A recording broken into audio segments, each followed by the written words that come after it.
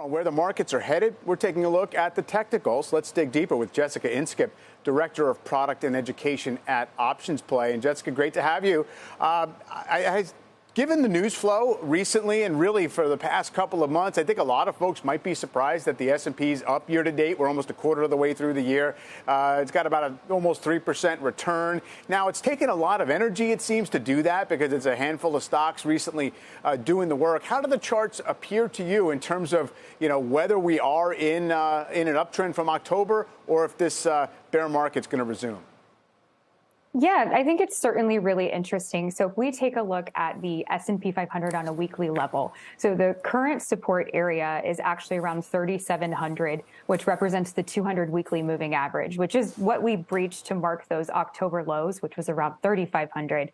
Now, we need to see an upwards trend in the moving averages, looking at the 26-week and the 40-weekly moving averages. As that's reversing from a downwards trend to an upwards trend, that needs confirmation with consistent closes above those levels, which the 40-week is 3940. So the S&P 500 is barely doing that, having a very hard time. Now, I think it's really interesting, Mike, pointing out technology and the NASDAQ 100 and looking at that same type of chart, because that's certainly what's been fueling the rally. Like you said, a handful of stocks absolutely helping push that upwards momentum.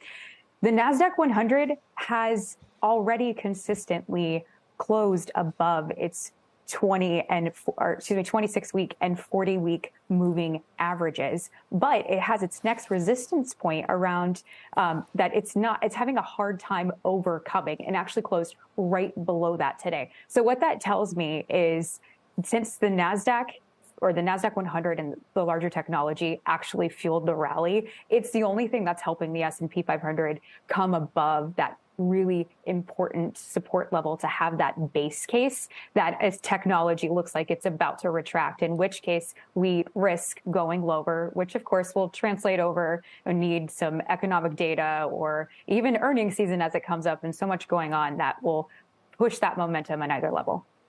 Yeah, and it's quite a switch, obviously, from the character of the market last year, when it was the downside leadership was, for the most part, the really large NASDAQ stocks, mostly in tech. So are we seeing the signs that there's actually a reversal in that dynamic at this point? Or can we even say if it's trending in that direction? Because it seems as if in both cases, NASDAQ 100, S&P, we're kind of stuck in this testing zone to sort of sort out exactly who has more influence here, the buyers or the bears.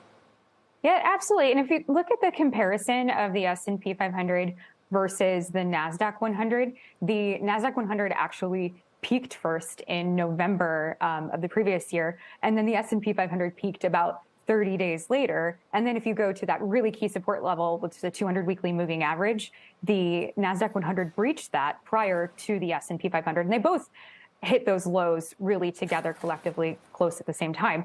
Now, what I think is interesting about that, and things that we've been talking about consistently, is its technology. If you think of a restrictive Fed policy, all of the layering and domino effect and how it hits tech first because of the lack of IPOs that started on the NASDAQ, profit margin pressure. So we saw layoffs within the tech sector. So perhaps all of those needs from a fundamental perspective translated over from that restrictive Fed policy first, causing a lead in a decline, and now a subsequent lead in the rally. But I think it's going to be interesting to see how it plays out now with a credit crunch imminent.